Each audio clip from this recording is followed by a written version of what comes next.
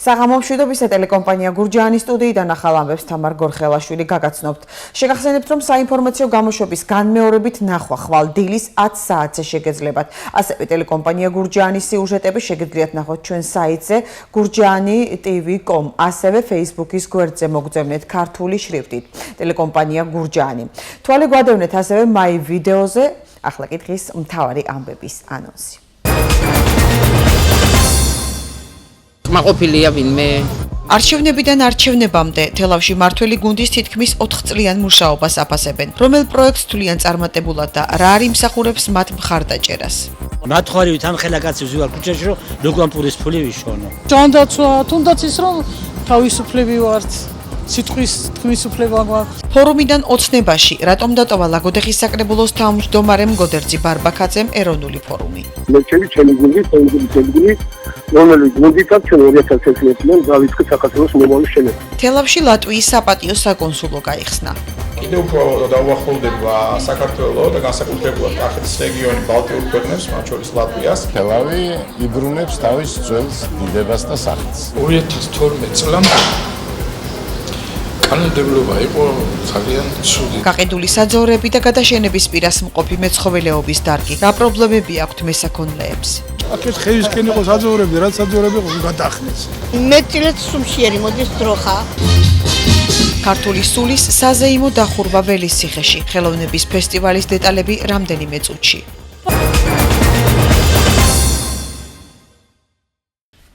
ეთერშია ტელეკომპანია გურჯაანის მთავარი საინფორმაციო გამოშვება. არჩევნებიდან არჩევნებამდე თელავში მართველი გუნდის თითქმის 4 წლიან მუშაობას აფასებენ.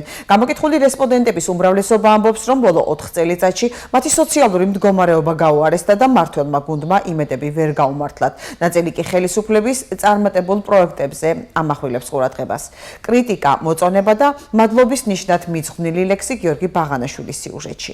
იცი როგორ გაუარესდა? უკიდურესად.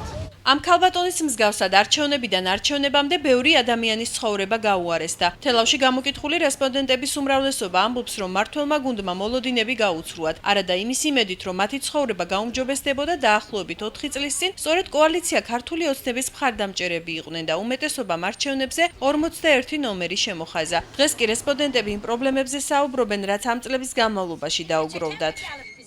მაყოფილია ვინმე, მე პირადად არა. აი აქ უნდა ვიჯდე მე. არ უნდა ვიჯდე. არაფერი არ შეასრულეს ძალიან ცუდად. უკანასკნელად ვართ საშუალო ღარიბი ხალხის ფენა. ძალიან გაჭირვებულები ვართ. არაფერი არ შეასრულეს, სიტყვისაც შეუპირდნენ, აბა რა თქმა უნდა უკმაყოფილო ვართ ყველანი. ამ ფასები და საკუთარ რაღაცა და ამ კიდე პენსიას მაინც მოგვიმატონ, სოციალურ მოგვაგდეს ახლა ივლისისთვის, აბა კმარა საკმარისია. არაფერიც არ შეასრულეს. გაღატაკდა საქართველოს. რომ არაფერია აწისულა არ არის და ხალხისთვის არაფერი არ გაკეთებულა. აბა როგორ უნდა შევაფასო აი ქვიყოთ. აი ქვისკდეთ ქართველი ქალები გაჭირვების გულისთვის. აი ესე ვაფასებთ, არასწორია მაგათი მუშაობა. არანაირი სამუშაო არ არის. არანაირი დასაქმება არ არის. აი ხავზივართ ემასაც გვიგზალავენ. სამსახურები არ არის. მარტო მოემატება პენსიას, უმატებენ პროდუქტებს ფასს. ოცნებთ რა გავიკეთე. მათხარივით ამ ხელაკაცებს ვიყავ ქუჩაში, რომ ლოგვამპურის ფული ვიშონო. რა შეასრულეს? 250 ლარი პენსიონერი ყოფილა, არაფერი მოგწეს. სხვა არაფერი გავიკეთე. უარყოფითად ვაფასებ ქართული ოცნების მუშაობას. ვფიქრობ, რომ ზოგადად ხალხისთვის მნიშვნელოვანი არაფერი გაკეთებულა, რომ საგრძნობი იყოს ეს მოსახლეობისთვის. ჩემი აზრით არაფერი არ გააკეთეს. ხალხი გაჭირვებულია და პურის ფული არ აქვს. ადრე თუ შედიოდნენ ბაზარში და ყიდულობდნენ კილოგრამობით, ეხლა ცალობით ყიდულობენ ყველაფერს. საყოველთაო დაზღვევა, უფასო სასკოლო წიგნები და საბავშვო ბაღები. თელავში მოსახლეობის ნაწილი არჩევნებიდან არჩევნებამდე მართველი გუნდის მუშაობას დადებითად აფასებს. ისინი 4 წლის განმავლობაში მათ მიერ განხორციელებულ პროექტებსაც იხსენებენ. ჯანდაცვაც, პენსიები, სკოლები, უფასო წიგნები, სკოლაში, საბავშვო ბაღები უფასოდ რა ეს არაფერი არ არის? სლათ რო ვთქვათ, რომ არაფერი არ გაუკეთებია, მაგას ვერ ვიტყვით. როგორ არ გააკეთეს? გააკეთეს. პირველ რიგში ჯანდაცვა. ჯანმრთელობა მაგალითად, ჯანმრთელობისათვის რაც გაკეთა ჩვენს ქვეყანაში. მე მგონი ბევრი ძალიან განვითარებული ეკონომიკურად ძლიერი ქვეყანა ვერ დაიკვეხეს მაგას. და რაც თავარია თავისუფლება.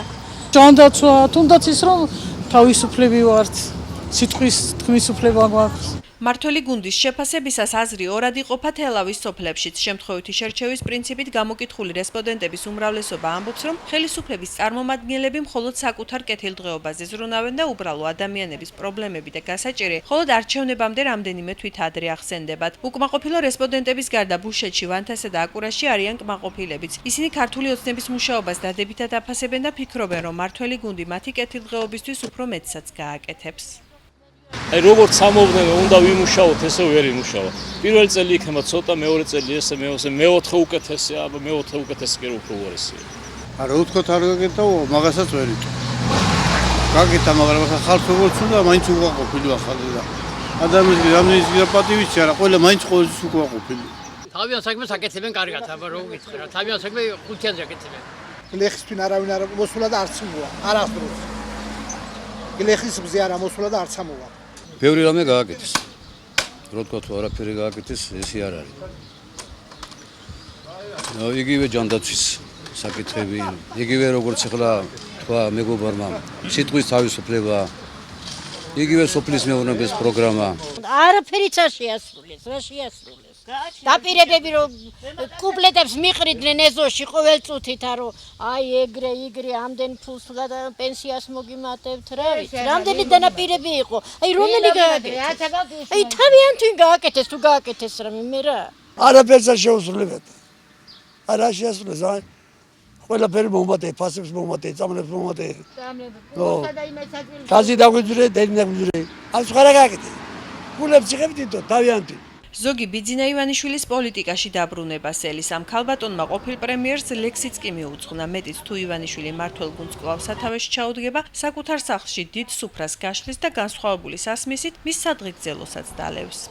დაგვიბრუნდა ემიგრანტი ბიძინა, ეყურაც რომ სხვა ქვეყნებში იძინა, დაგვიხარა ქართველებას გულები, ეხლა ჩამოც ჩემს არ მოხრა გულები. ფორუმიდან ოცნებაში ლაგოდეხის საკრებულოს თავმჯდომარემ გოდერძი ბარბაქაძემ ეროვნული ფორუმი დატოვა და ქართული ოცნების რიგებში გადაინაცვლა. მან ეს განხარდება დღეს საკრებულოს ხდომაზე გააკეთა. როგორც გოდერძი ბარბაქაძე ამბობს, მან ეს გადაწყვეტილება პარტია ქართული ოცნების წარმომადგენლებთან კონსულტაციის შემდეგ თავად მიიღო.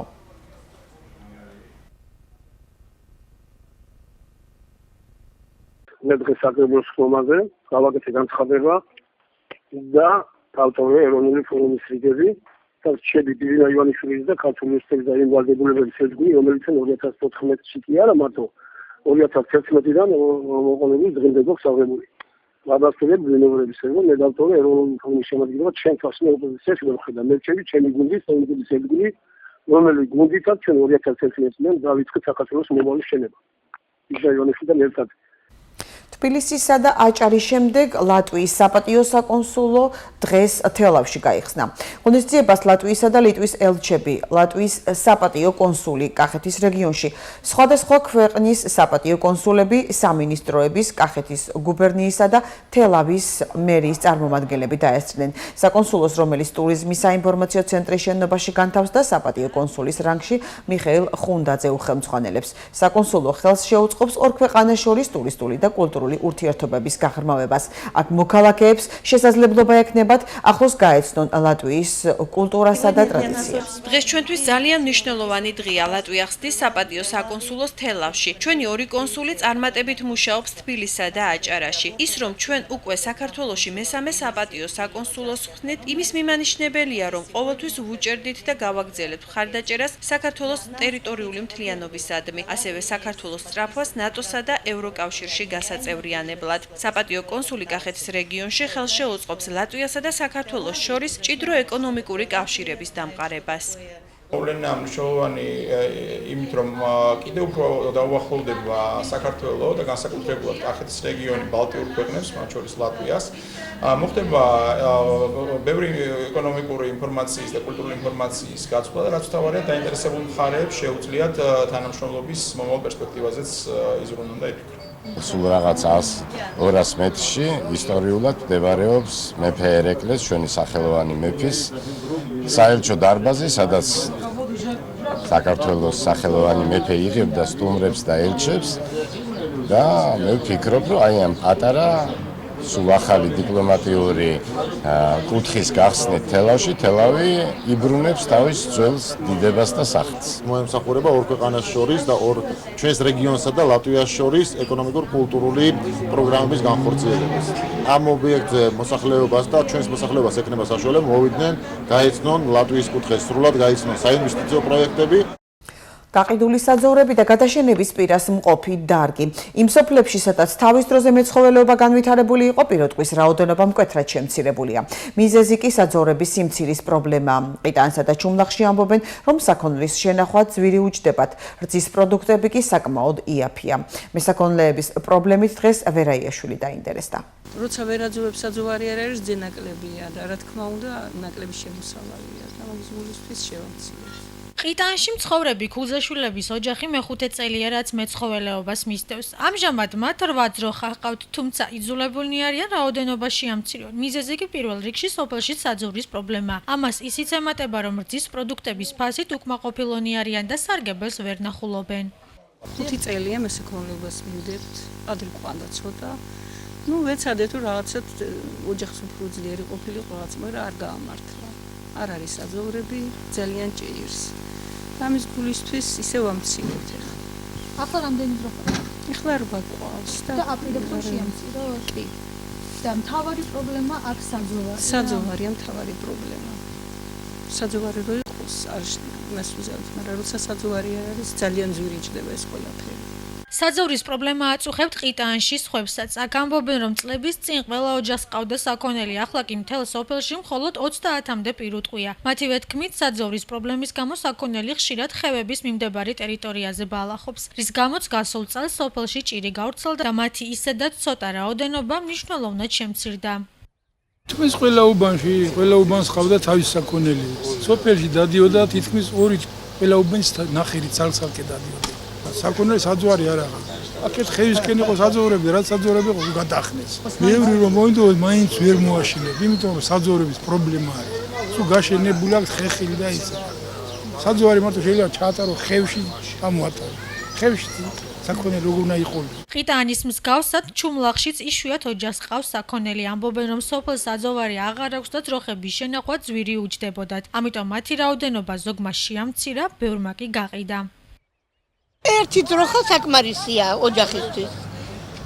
რომ ან კონდეს ყველი, რძემაწონი, თუ მოიმყოფ, როცა მოვიმყოფ ხოლმე, შეიძლება გავყიდოთ კიდეც და საძოვარი არა, საძოვრები არ არის. ძალიან გვიჭირს. მეტილეც სუმშიერი მოდის ძროხა. იძულებულია ჩემი მეუღლე რომ ის დაახვედროს საკვები. შედარებას თუ გავაკეთებთ, ნამდვილად აღარ არის. ის იმდენი საქონელი თუ გაყიდა ხალხმა, იმიტომ რომ უჭირთ, აი ამ გამოკვება უჭირთ საქონლისა და იმიტომ გაყიდეს. ბეგია ერე დავდივარ და თვითონ უჭაბალა გვაგრებ. საძოვარი არა გვაქვს, საბალახი არა გვაქვს. დიდი ხანია საძოვრის პრობლემა. მარა არის, საერთოდ არ ყოლია.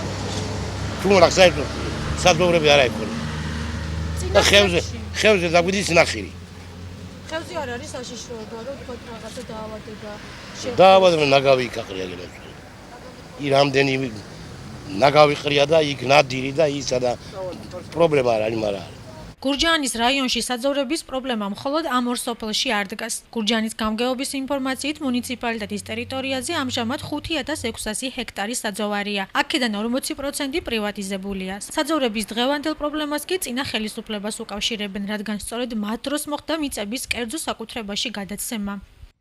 2012 წლამდე კანონმდებლობა იყო ძალიან ცუდი და კანონმდებლობაში indო პირდაპირ ჩაწერილი იყო მუხლი, რომ 2005 წლამდე ვისაც იჯარა ჰქონდა აღებული, უფლება ჰქონდა რომ გამოისყიდა ეს საკუთრებაში.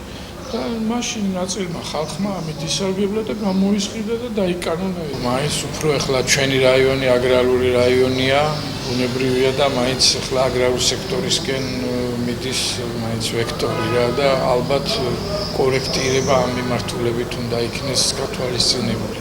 გამგეობის ინფორმაციისა და მესაქონლეების პროგნოზის საფუძველზე გამოდის, რომ მალე მეცხოველეობა როგორც დარგი გურჯაანის მუნიციპალიტეტში გადაშენების საფრთხის წინაშე დადგება. დღეს თუ მაღაზიებში სოფლის ნატურალური რძე და მაწონი მცირე რაოდენობით მაინც იყიდება, სავარაუდოდ რამდენიმე წელიწადში მას მხოლოდ ქარხნული ნაწარმი ჩაანაცვლებს. მალე კი ესეც არ იქნება საკმარისი და უცხოეთიდან რძის ნაწარმის იმპორტი კიდევ გაიზრდება. გურჯაანის მუნიციპალიტეტის გამგეობის მიერ გამოცხადებულ საჯარო მოხელეთა კონკურსში 42 აპლიკანტი დარეგისტრირდა, თუმცა პირველი ეტაპი მხოლოდ 25-მა გადალახა. დანარჩენი კონკურსანტების საკითხს კი სურვილის შემთხვევაში საპრეტენზიო კომისია განიხილავს. საკონკურსო საატესტაციო კომისიის ინფორმაციით ტესტირება 23 ივნისს ჩატარდება. კონკურსი 4 ვაკანსიაზეა გამოცხადებული.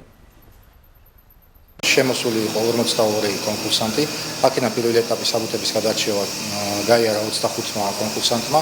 17 დღეს და 2 შაბათს შესაბამისად აქვს საპრეტენზიო კომისიას მიმართონ თუ მათი პრობლემა გამოსწორებადია, შესაბამისად ისინი გადავლენ უკვე მეორე ეტაპზე. ტესტირებას გვეგმოთ 23-ში, ჩატარდება თბილისში იუსტიციის სასწავლო ცენტრში. პირველ კლასელთა რეგისტრაციის მეორე ეტაპი დასრულდა. სულ გურჯაანის მუნიციპალიტეტის სკოლებში 690 მოსწავლეა დარეგისტრირებული. აქედან ისევე როგორც შარშან, ყველაზე მეტი 60 გურჯაანის მეორე სკოლაშია. 14 ივნისიდან კი მესამე ეტაპი იმ მოსწავლეებისთვის დაიწყო, რომლებმაც რეგისტრაციის გავლა ვერ მოასწრეს. პირველ კლასელები ახალი სასწავლო წლის დაწყებისას ბუკებს და სახელმძღვანელოებს უფასოდ მიიღებენ. წინა წლებთან შედარებით უფრო მეტი პირველ კლასელთი დაგვირეგისტრირდა, ესე იგი დემოგრაფიული სიტუაცია უმჯობესდება, რაც ძალიან სასიხარულოა.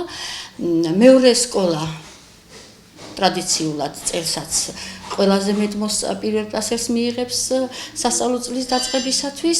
შემდეგ მოდის მეოთხე საჯარო, გურამ ჭილაშვილის სახელობის მეოთხე საჯარო სკოლა.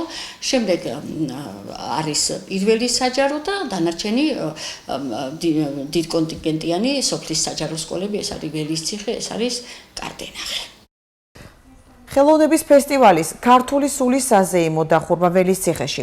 ღონისძიება კახური ტრადიციული მეღვინეობის ხელმძღვანელი ზურაბ ჩხაიძის ინიციატივით ჩატარდა.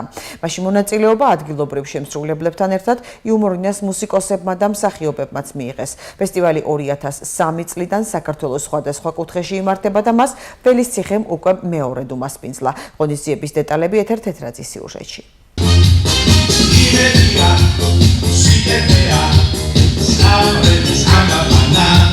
ქართულმა სულმა ველისციხის ვასო გოძიაშვილის სახელობის თეატრში კიდევ ერთხელ იზეიმა. ფესტივალი, რომელმაც მთელი საქართველო მოიარა, ისტორიულ სოფელ ველისციხეში გრანდიოზული ღონისძიებით დაიხურა. კონცერტზე ადგილობრივ შემსრულებლებთან ერთად იუმორინას მუსიკოსებმა და მსახიობებმა მიიღეს მონაწილეობა. ხელოვნების ფესტივალი ქართული სულის მიზანია მომავალ თაობაში თაუნერგოს და უფრო ფართოდ გააცნოს, თუ რა სიძლიერის მატარებელია ჩვენი ქვეყანა.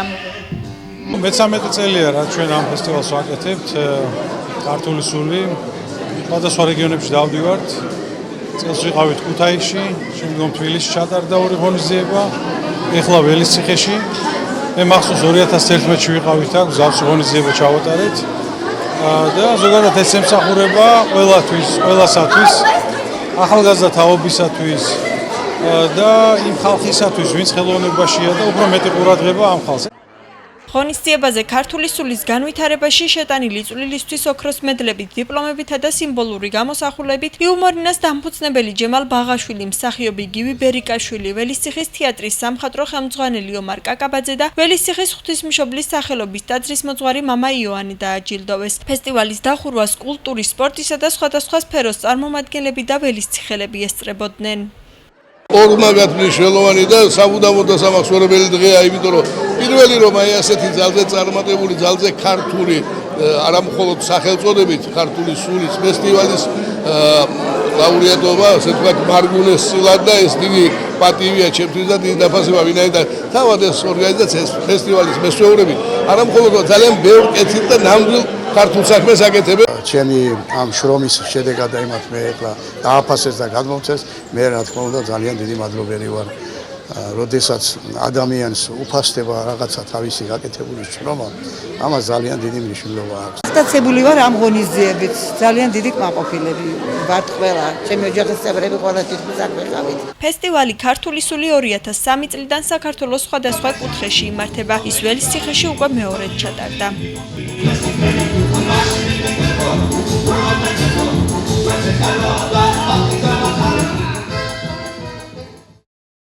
გამოშვებას რეგიონს გარეთ განვითარებული მოვლენებით განვაგრძობთ.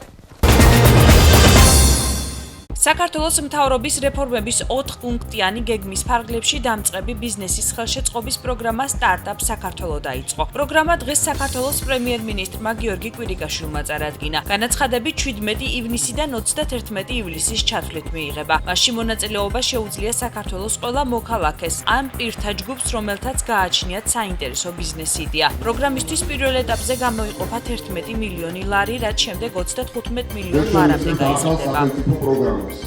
ჩვენთვის ძალიან მნიშვნელოვანია თითოეული ადამიანის შესაძლებლობების რეალიზაციისთვის შესაბამისი პირობების შექმნა. ქვეყანაში სამეწარმეო სულისკვეთების განვითარება, რათა ადამიანებმა იფიქრონ თუ როგორ მოიფიქრონ ახალი იდეები იმისათვის, რომ შექმნან საკუთარი ბიზნესი.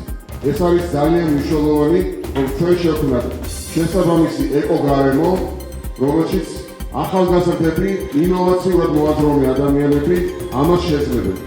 ამიტომ დღეს ჩვენ ვიწყებთ სრულიად ახალ პროგრამას სტარტაპ საქართველო. ეს არის პროგრამა, რომელიც შეცვლის ჩვენ ქვეყანას უკეთესობისკენ, რომელიც გააჩენს ახალ შესაძლებლობებს და რომელიც განავითარებს ქვეყანაში სამეწარმეო სულისკვეთებას. საქართველოს თავდაცვის სამინისტროს საგამოძიებო ჯგუფმა ცენტრალური აფრიკის რესპუბლიკაში უშუალო საგამოძიებო საქმიანობის დაწყებამდე შეხვედრები ადგილობრივი სამართალდამცავი სტრუქტურების წარმომადგენლებთან გამართა. მოლაპარაკებების პროცესში საგამოძიებო ჯგუფს მნიშვნელოვანი დახმარება საქართველოს საგანგებო და სრულუფლებიანმა ელჩმა ეთიოპიაში საქართველოს მუდმივმა წარმომადგენელმა აფრიკის კავშირში ვახტანგ ჯაოშვილმა გაუწია. საგამოძიებო ჯგუფი შეხვდა ცენტრალური აფრიკის რესპუბლიკის პროკურორს და განვიხილეთ ცენტრალური აფრიკის რესპუბლიკის ტერიტორიაზე დაგეგმილი საგამოძიებო მოქმედებების ჩატარება. პროკურორმა აღნიშნა, რომ საქმეზე სწრაფი და ეფექტური გამოძიების ჩატარების მიზნით საქმეში ჩაერთვებიან ადგილობრივი გამომძიებლები. საგამოძიებო ჯგუფი ასევე შეხვდა გაეროს მისიისა და არასამთავრობო ორგანიზაციების წარმომადგენლებს, რომელთან ერთადაც შერჩეული იქნა საგამოძიებო მოქმედებებისათვის შესაფერისი ადგილი, რომელიც მაქსიმალურად უზრუნველყოფს დაზარალებულების ინტერესების დაცვას. ცენტრალური აფრიკის მთავრობა საქართველოს ხელისუფლებას ადგილზე საგამოძიებო პროცესის წარმართვისთვის დიდ მადლობას უხდის. ჩვენ გამოძიების სტადიაში ვიმყოფებით. არის უდანაშაულობის პრეზუმპცია. ამ ენთუზიაზმისთვის და ჩართულობისთვის მადლობას ვუხდით საქართველოს მთავრობას. ამიტომ უმჯობესია გავაერთიანოთ ძალები, რათა შევძლოთ სიმართლის დადგენა. ცენტრალური აფრიკის მთავრობაც დაინტერესებულია ამ პროცესში. ჩვენ ძალიან ვაფასებთ საქართველოს მთავრობის ჩართულობას. ერთი თვის წინ საქართველოს ელჩი მივიღე, რომელიც დამპირდა, რომ დაბრუნდებოდა და ასეც მოხდა. ახლა დროა შეუდგეთ საქმეს და დავიწყოთ გამოძიების ჩატარება, რომელიც თქვენს მთავრობას საშუალებას მისცემს საგამოძიებო პროცესი საქართველოში გააგრძელოს. ერთიანი ნაციონალური მოძრაობის წევრები დიპლომატიური კორპუსისა და საერთაშორისო ორგანიზაციების წარმომადგენლებს შეხვდნენ, რომელთაც კორცხელის ინციდენტში მონაწილე პირებისთვის კამპანია კალა კაპიტალისგან თანხის გადარიცხვის დამადასტურებელი დოკუმენტები გააცნეს. ასევე ისაუბრეს ვანო მერაბიშვილის საქმეზე და რუსთავიორის გარშემო მიმდინარე მოვლენებზეც. მსჯელობის საგანი იყო არჩევნებისთვის ქვეყანაში თავისუფალი და დემოკრატიული გარემოს უზრუნველყოფის აუცილებლობა. სამწუხაროდ ჩვენ ხედავთ, რომ ხელისუფლების ასე ვთქვათ ნაბიჯები რეალურად არის მიმართული სრულიად სხვა მიზნისთვის და კორცხელის ინციდენტი და ის დამატებითი დეტალები, რაც გახდა დღეს ცნობილი მოსყიდვის და ფულის გადახდის სახით, რა თქმა უნდა, ეს არის მხოლოდ ერთი, ასე ვთქვათ, დეტალი ამ საქმის, რაც საერთო კონტექსტს ქმნის, თუ სად მიდის ეს ქვეყანა არჩევნებისკენ, რაც ჩვენ ასე ვთქვათ, უახლოვდებით არჩევნების პერიოდს. შესაბამისად, საერთაშორისო თანამეგობრობა საქმის კურსში უნდა იყოს იმასთან დაკავშირებით, რომ რეალურად ხელისუფლება არ აპირებს თავისუფალი და დემოკრატიული არჩევნებისთვის შესაძლებლობების მიცემას ამ ქვეყანაში და იმ საერთაშორისო ვალდებულებების შესრულებას, რაც მან აიღო საკუთარ თავზე. წელს პირველად საექიმო სპეციალობის მაძიებელთა სასერტიფიკატო გამოცდები ელექტრონული ფორმით ტარდება. გამოცდების მიმდინარეობის პროცესს შრომის ჯანმრთელობისა და სოციალური დაცვის მინისტრის მოადგილე ვალერი კვარაცხელია დაესწრო. 2014 წელს სამედიცინო საქმიანობის სახელმწიფო რეგულირების სააგენტომ საგამოცდო სიმულატორი იმიტირებული გამოცდის პროგრამა შეიმუშავა, რომელიც საკმაოდ მოქნილია. აძლევს გარკვეულ გამოცდილებას მაძიებელს და დიდი პოპულარობით სარგებლობს სამედიცინო სფეროში. პირველად ტარდება საექიმო სპეციალობების მაძიებელთა სასერტიფიკაციო გამოცდები ელექტრონული წესით. მსგავსი პრეცედენტი ჩვენთან არ ყოფილა, რაც მნიშვნელოვნად წინ გადადგმული ნაბიჯია, გამომდინარე იქიდან, რომ ადამიანებს აქვს უფლება წინასწარ გაეცნონ იმ ელექტრონულ ბილეთებს, რომელიც მათ მიცემს საშუალებას გარკვეულწილად მოემზადონ გამოცდების უკეთესად.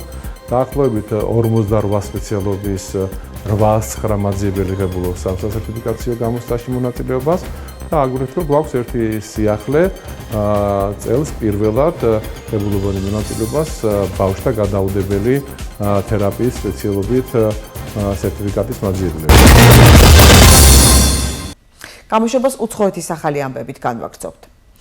ევროკომისიის ხელმძღვანელი ჟან-კლოდ იუნკერი საერთაშორისო ეკონომიკური ფორუმის ფარგლებში რუსეთის პრეზიდენტ ვლადიმერ პუტინს შეხვდა. ფორუმში მსოფლიოს 50 ქვეყნიდან 650-მდე კომპანიის წარმომადგენელი მონაწილეობს. გახსნის ცერემონიალზე სიტყვით გამოსვლისას იუნკერმა აღნიშნა, რომ ევროკავშირსა და რუსეთს შორის ურთიერთობების დალაგება ძალიან მნიშვნელოვანია. მან აქვე აღნიშნა, რომ რუსეთისთვის დაწესებული ეკონომიკური სანქციები მხოლოდ მინსკის შეთანხმების პირობების შესრულების შემთხვევაში გაუქმდება.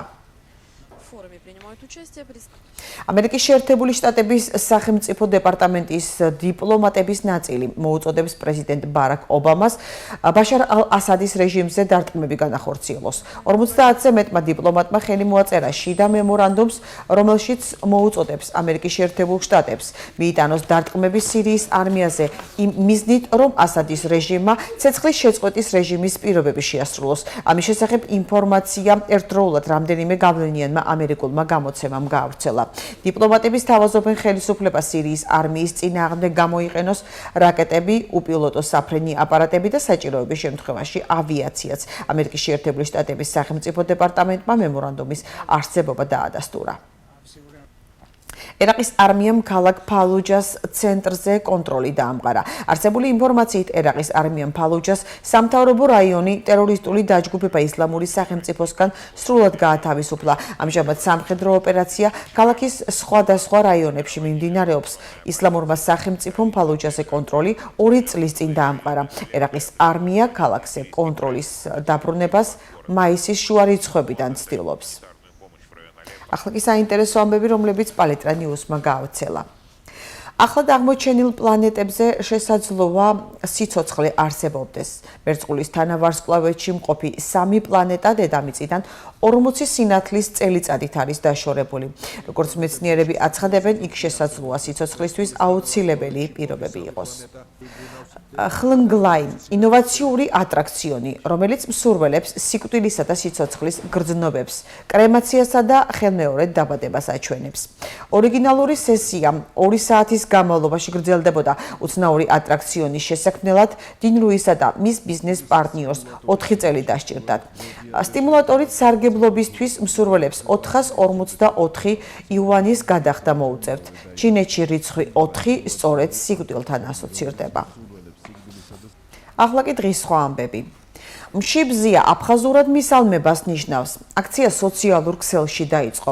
როგორც აქციის ორგანიზატორები წერენ, საიტი არ არის დამზადებული არც ერთი პოლიტიკური თუ სხვადასხვა ორგანიზაციის მიერ. ჩვენ 8000-ზე მეტი დღეა არ მივსალმები ვართ ერთმანეთს. გვინდა ეს დღეები ამდენივე მისალმებით შევავსოთ. თქვენ შემოგვიერთდით და ატვირთეთ თქვენი ფოტო. წერია ვებგვერდზე mshibzia.com. ამ დროისთვის საიტზე 1467 მისალმებაა. თბილისის დროით 18 ივნისს გამთენიისას საქართველოს მორაგბეთა ეროვნული ნაკრები ივნისის ტესტ სერიის მეორე მატჩს ფიჯიზე ტონგას ნაკრების წინააღმდეგ გამართავს. პორტუგალოსნებმა სამოას ნაკრებთან ფრედასრულებული მატჩის შემდეგ ფიჯიზე გადაინაცვლეს, რამდენიმე დღე დაისვენეს და ტონგასთან გასამართი თამაშისთვის ემზადებიან. Dallas News.com-მა Dallas Mavericks-ის ისტორიაში 8 საუკეთესო ტრეიდი დაასახელა, რომელთა შორის ზაზა ფაჩულიას ტრანსფერიც მოხდა. Dallas-ის ფანებს წარმოდგენაც არ სურთ, რა იქნებოდა სეზონის პირველ ნახევარში გუნდში ზაზა რომ არ ყოფილიყო წერს გამოცემა. ახლა კი ვნახოთ, როგორი ამინდი იქნება.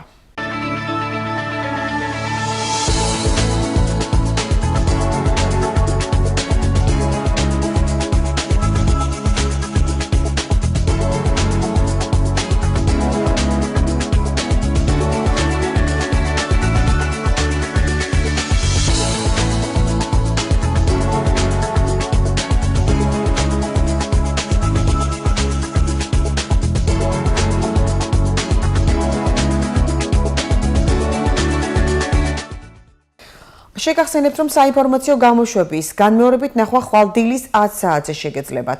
ასევე ტელეკომპანია გურჯაანის სიუჟეტები შეგეძლიათ ნახოთ ჩვენ საიტზე gurjani.tv.com. ასევე Facebook-ის გვერდზე მოგძებნეთ ქართული შრიფტით.